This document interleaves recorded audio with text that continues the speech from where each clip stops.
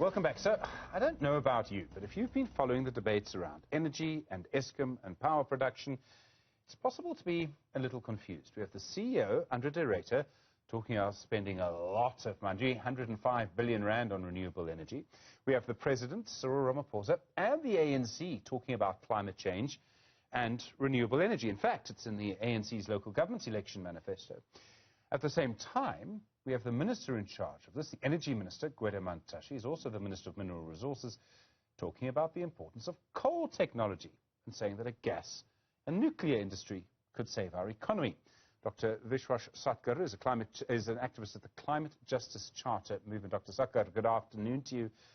Am I the only person to be confused? I mean, it seems we have quite a few different views on this within government.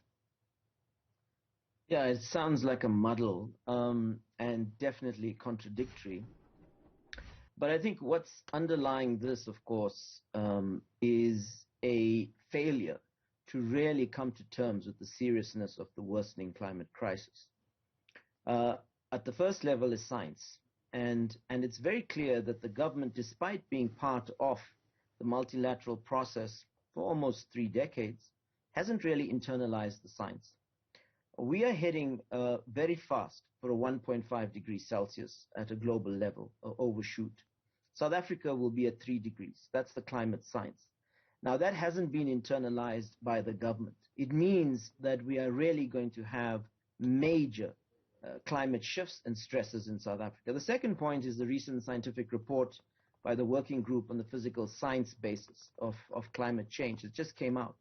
And basically stressing that we are now living in a new world of weather extremes.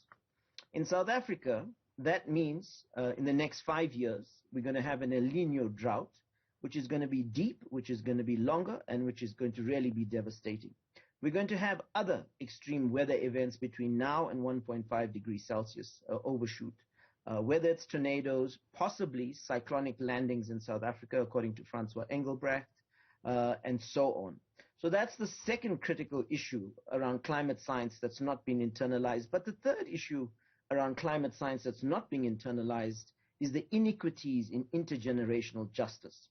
A recent study shows that a young person born today will face between 7 to 8 weather extreme shocks in their lifetime. Those of us who were born in the 60s will face between 3 and 4 of these. The government is completely out of tune with the climate emergency. So that's the first thing. I think the second is that it's clear that there are vested interests that are shaping the entire government positioning and orientation around this. The government has, since '94, locked in a carbon-based energy system. It's a continuity from the past, but it has really intensified. I mean, we've invested in the largest coal-fired power stations in the world. And that requires coal. And so there's some very powerful interests that are locked in to this kind of coal-based trajectory. And that's clearly expressing itself in the ruling party, and that's clearly expressing itself in the Ministry of Energy and so on.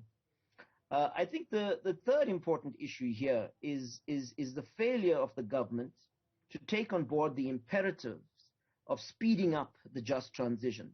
Now, again, we have a long history of participation of the government in the multilateral negotiations. Started in 1992. We hosted COP17 in 2011. So it's not as though that the rulers of this country have not been aware of the challenges. And so we really need, as a country that has used coal for over 100 years, we owe Africa a climate debt, we owe the world a climate debt, to have been acting on this problem much earlier. So we are coming to this late, and we are walking into a catastrophe. And that's really very scary. And it's also very concerning given the sort of ambivalences, the confusion, the muddle in the South African government. So, I mean, all of what you say is pretty much backed up by the latest United Nations report. Their climate scientists have said very much the same thing. So I'm fascinated by what seems to be, how do we find out what government policy actually is? And normally, the place you would look would actually be in the ANC policy documents. And again, to make the point, in the local government election manifesto, it seemed to me that the ANC was beginning to take this far more seriously than it has in the past. And I mean, I'm reminded, of course, that the chair of the ANC is, in fact, Gwede Mantashe. Well, we've studied the party manifestos that are going into this local government campaigning and cycle. And we'll be launching a scathing critique actually on Saturday, 1 year of handing over the Climate Justice Charter to the South African Parliament and appealing to all political parties to champion the adoption of the Charter as per Section 234 of the South African Constitution. We've measured these manifestos, we've studied them through the optic, if you like, of the Climate Justice Charter. And on all the major key systemic transformations that need to be informing a deep, just transition, all the parties come short. I can give you numerous examples. I mean, whether it comes to the issue of water, our drought brought home the crisis around our water governance regime in this country. Most of the parties are not serious around the water crisis. And that's clear in all the manifestos. It's an issue that is expressing itself sharply in numerous communities across this country, many of whom we've worked with, many of whom have worked with us to report their crises to the National Minister, Human Rights Commission, etc. So that's one issue.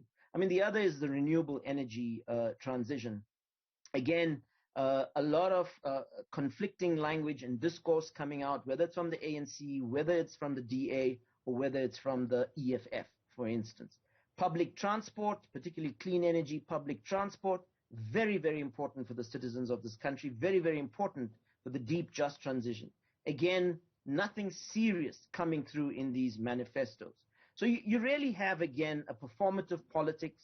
You have gesturing towards the climate to some extent in the ANC manifesto. I mean, there's a positive gesture towards food gardens, which we've been championing, but it's more than that. It's really about a new food system that we need for adaptation and decarbonization. So from where we are sitting, the political parties, the political structures of this country are again behind the curve. They have not internalized the urgency of really driving this country, providing leadership around the climate crisis. Dr. Satgar, I'm not going to disagree with anything that you say on this.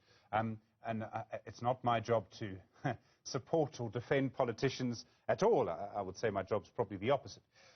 But is it also not a political problem that's a problem of structure? And I think our society is not the only one. If we change in the way that you want, and I think you've made a compelling case, but it requires massive change, it's the kind of trade-off no politician in a democracy wants to be a part of. I mean, in the case of Mantashe, he would have to go against the coal mining industry. It's a massive industry. It's an important industry, perhaps, in some ways to the ANC, I think some might say. So isn't that really the problem? This is a political problem. And I think you could say the same has happened perhaps in the United States. Not so much the Scandinavian countries or Germany, but certainly the United States. The geopolitics of climate change is changing very, very fast. It's informed by the lived reality of climate shocks. And the United States, since 2015, when we overshot 1 degree Celsius, has had dramatic climate shocks. Whether it's Hurricane Harvey, one of the most expensive hurricanes that hit the United States, whether it's the end of wildfire seasons and so on, flooding, and recently flooding in New York, with forecasts basically predicting big parts of New York probably lost in this decade. So there's that reality that has waken up and shook up that society. The other is the climate science, which I've spoken about. But you've also had a ruling elite now that has come to understand that climate change is catching up with the American way of life and so on.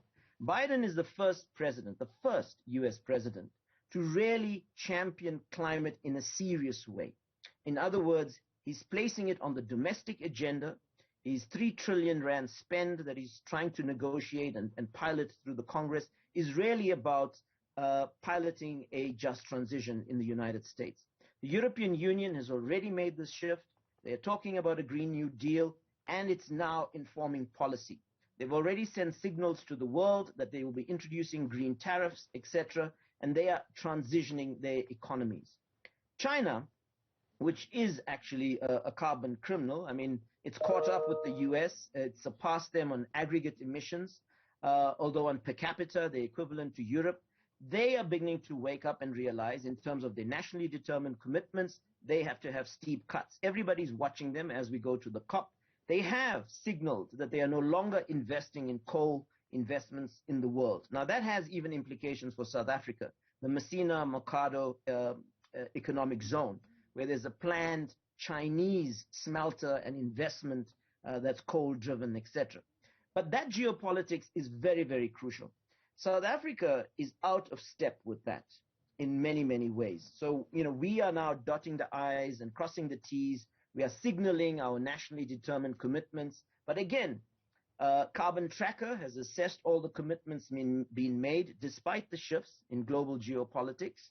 Only Gambia right now is the country that is trying to ensure that we don't overshoot 1.5 degrees Celsius this decade. So most of the big polluters, the G20, including South Africa, most of the sectors that are emitting carbon, etc., are really not where we need to be. So the urgency is there.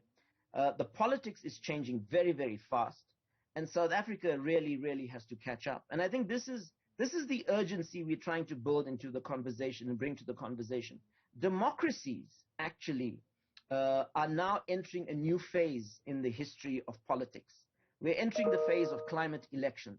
So if you look at Norway recently, Norway is an oil-producing country, and in that country, a Labour Party came to power with a clear mandate to transition away from oil. And so there was a public debate, there was consensus, and there's a mandate to move in this direction. If you look at the US election, Biden ascended into the White House in the context of a sharp debate on climate, etc. And he's got a climate mandate. If you look at what's happened in Germany, the biggest industrial economy in Europe, again, you just had a climate election. There's a very, very powerful mandate there now for the Social Democratic Party to lead a coalition that addresses this challenge. So all of this is now in play. And again, the South African state, the South African policy and ruling elite are completely out of step with this. And they need to come to terms with it very fast. Dr. Vishwas Satgar, I really appreciate the time. Thanks very much indeed. An important conversation this afternoon. Climate, an activist at the Climate Justice Charter movement. Well,